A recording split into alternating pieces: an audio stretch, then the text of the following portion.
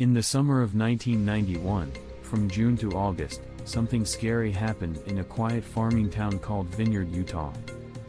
5 friends named Corbin, Chad, Dennis, Holly, and Tanya, who were between 12 and 13 years old, told their parents something that they thought was silly. But then, in the summer of 1992, something scary happened again. 7 years later, Corbin finally shared the whole story of what happened during those 2 summers. His friends told the same story. This is his tale. I will never get close to her. Step into a cornfield again. We've been playing in the cornfields since we were in kindergarten, and nothing bad ever happened. Everything began to go bad in the summer of 1991 and got much worse in 1992. In 1991, spring came early, so the farmers could plant their fields earlier than normal.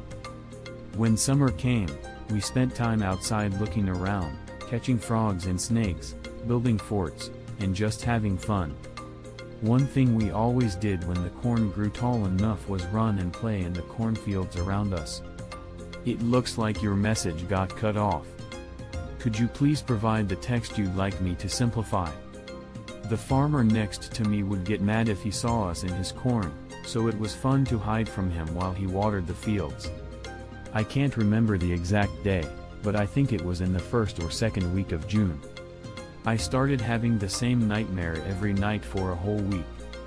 My friends and I were running through a cornfield, looking scared. Then, all of a sudden, we were in a circle with our heads down, holding hands. I would wake up sweating. I've always had strange dreams, but this one really affected me, and I woke up feeling hollow. The remaining part of the day. After the bad dream ended, I forgot about it and went back to having fun and enjoying the summer like I usually do. It didn't start until the beginning of July. It seems there was a bit of an issue with the text you provided. It looks like it starts with weed. Could you please provide the entire text you want to be rewritten in simple words? Let's always meet at the big tree behind my house after breakfast, then go on our daily adventure. That morning while we were walking and talking about what fun things we could do, Holly said the corn was tall enough for us to play in it. She had also seen Kay, the farmer, riding his old dirt bike down that way. He was probably going to water the field, which made things even more exciting. We all laughed as we walked along the dirt road to the cornfield. When we got to the field where we liked to play, we laughed a little when we saw Kay's dirt bike a short distance down the road, so we knew he was nearby. We quietly talked to each other and thought it would be fun to see if we could spot him in the field before he spotted us. When we jumped over the ditch and walked into the field, we looked at each other with confused expressions. It was a look I had never seen on my friends before. We all stayed quiet. Is Tanya walking into the corn while the rest of us are following one by one, with me at the back? We were walking for a bit when Tanya suddenly stopped, causing me to bump into Chad and almost knock him over. Hey, why did you stop? Chad asked. There's something going on here.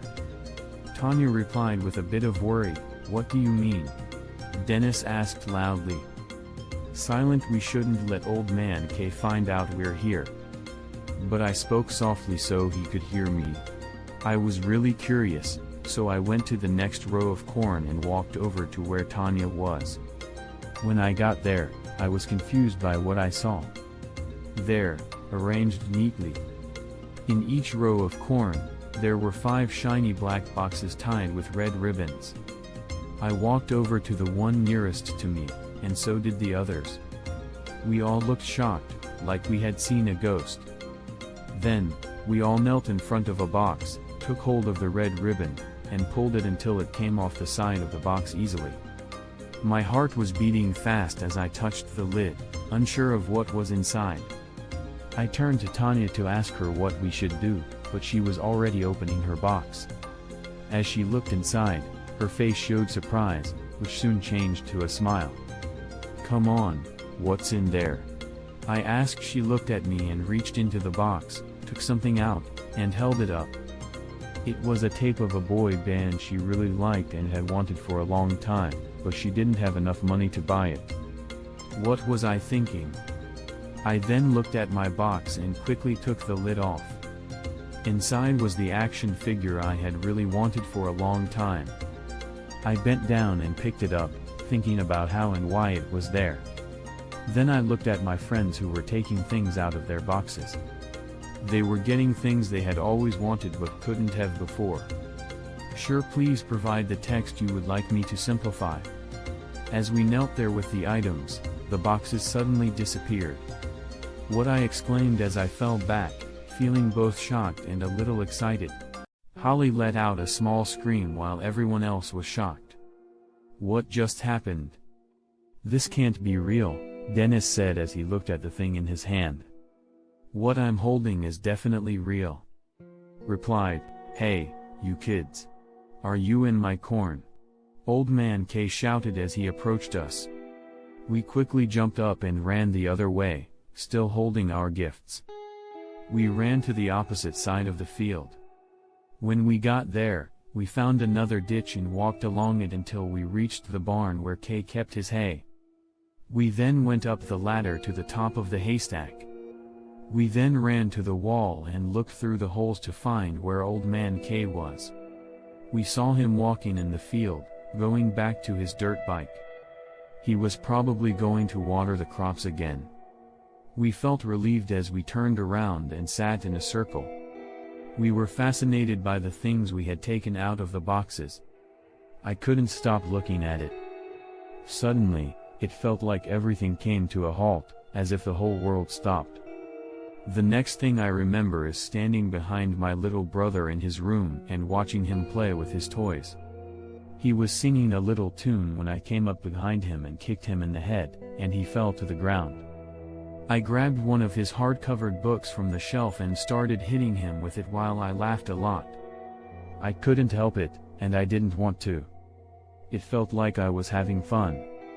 A little while later, my mom rushed into the room, took the book from my hand, and pushed me against the wall.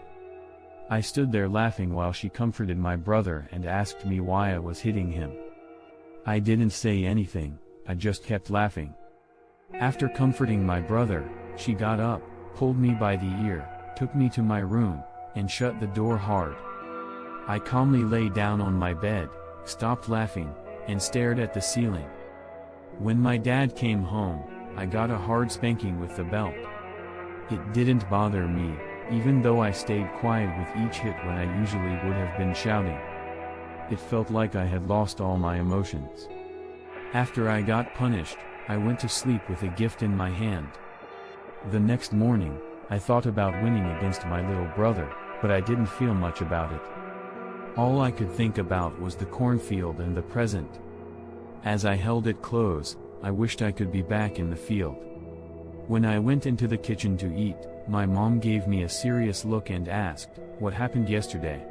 Why did you do that to your little brother? Don't do that again." I just shrugged my shoulders, sat down, and had breakfast. After I ate, I got up and ran outside to see my friends by the big tree.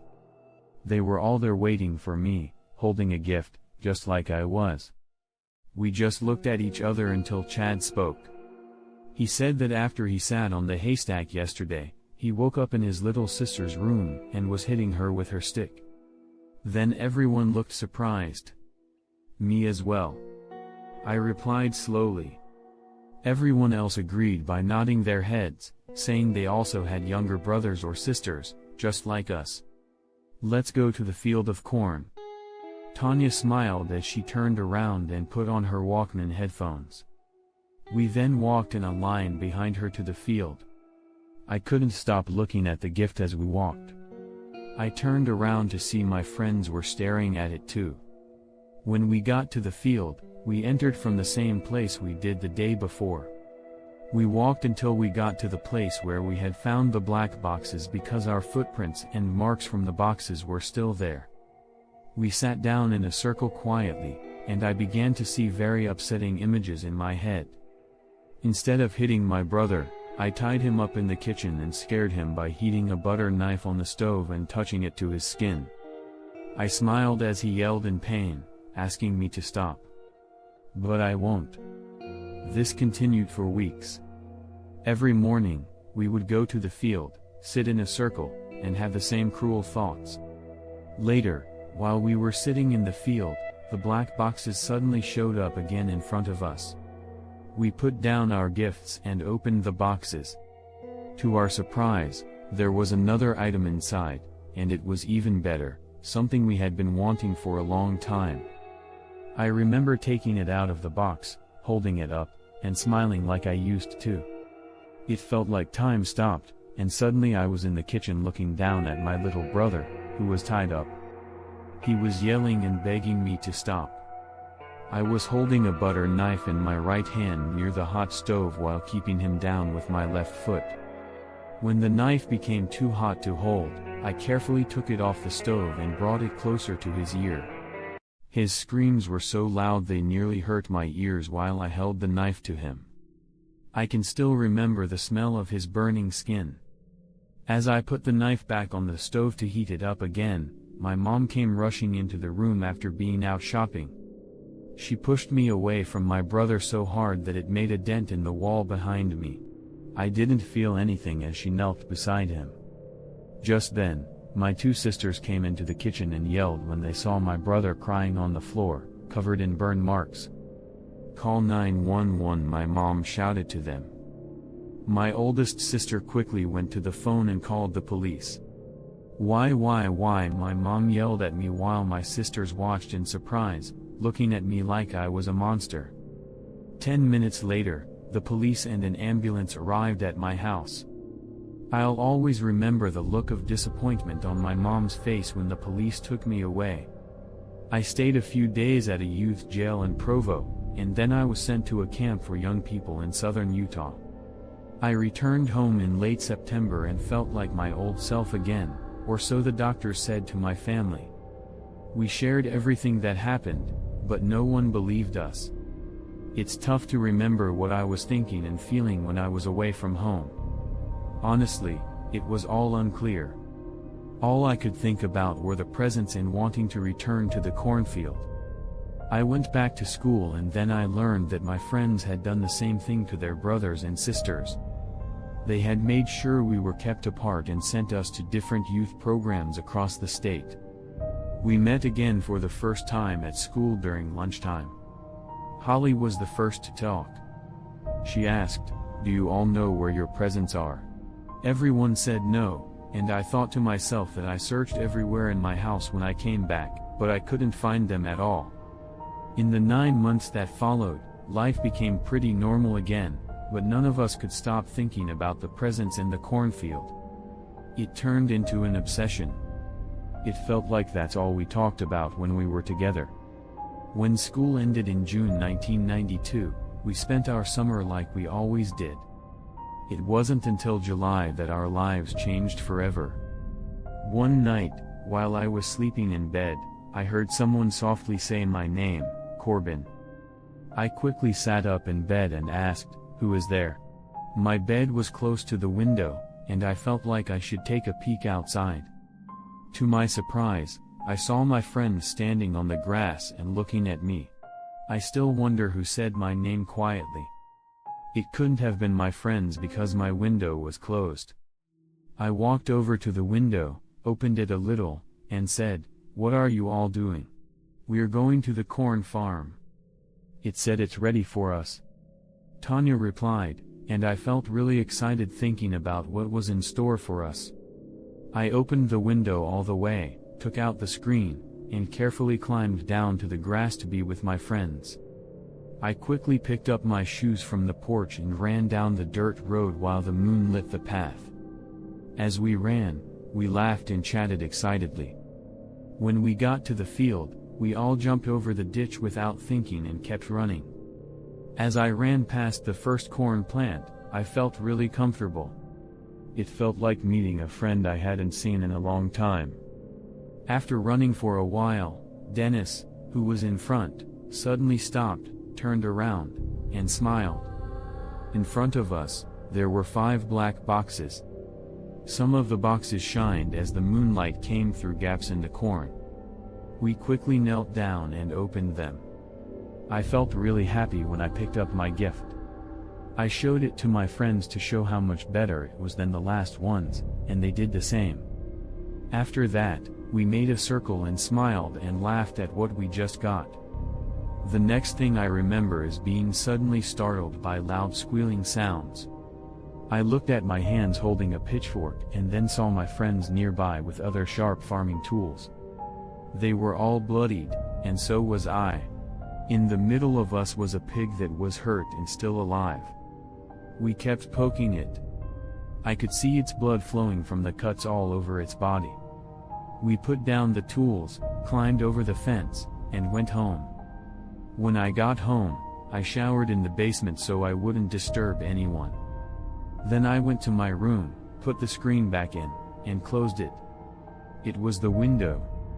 When I got into bed, I was surprised to find the new gift on my pillow.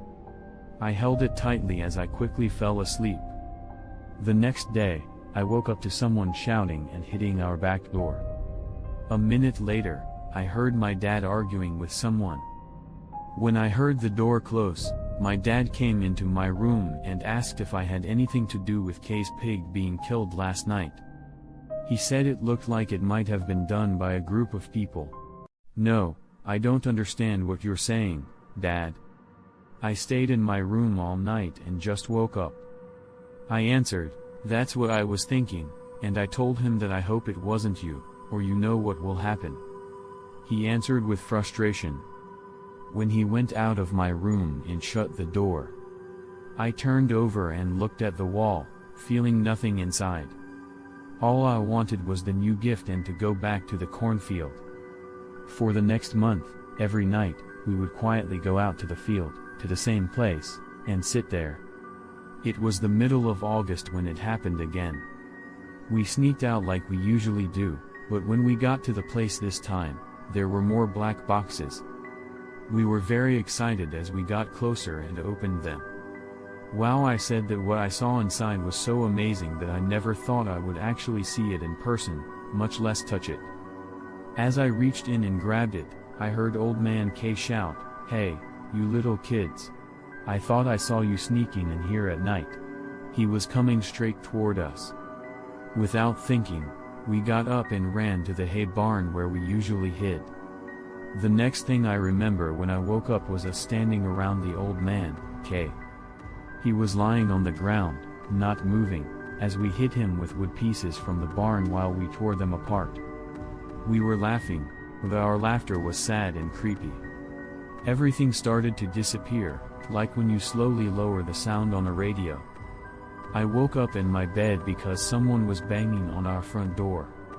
Next, I heard my mom talking to someone and her voice got louder. Her heavy footsteps made the house tremble as she walked, stopping by my bedroom. When she opened the door, she was crying and said, "The police are here, and they want to talk to you." What happened with Kay Corbin? I didn't say anything as I got out of bed and walked to the front door. When I arrived, the police were holding a pair of my sneakers and looking at the soles. "Come with us, son," said one of the officers. They put handcuffs on me and took me to the station, where they asked me questions about what happened to Kay. When it was all done and I went home, I expected to get in big trouble, but my parents were so upset that they started to treat me differently. Looking back, it's hard to explain what I felt and thought during those 2 summers. It was like I was in a dream. The things in the black boxes were not presents. Each one had a cost, and the cost was the bad things we had to do in return. Kay's wife found him just barely alive. That morning, she quickly called the police, and an ambulance was sent. His wife told the police that he went out late the night before to chase the kids away from his cornfield and didn't return. The police proved it was them by the marks their shoes left in the dirt. When Kay got better, surprisingly, he chose not to press charges if the families left the area and never came back. Each family agreed to do this. At the end of that year, a month later, One of Kay's workers was collecting corn when he saw something on the ground from his machine. He paused and stepped out to check what it was.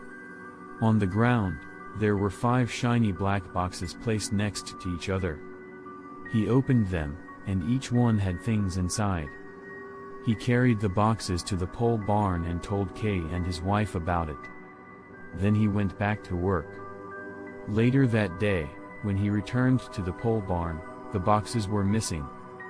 Years later, all the farms and vineyards were destroyed, and houses were built where they used to be. Nobody knows where the 5 black boxes are. Corbin said he never saw or talked to his friends again after they moved away. To hear more spooky stories, please subscribe.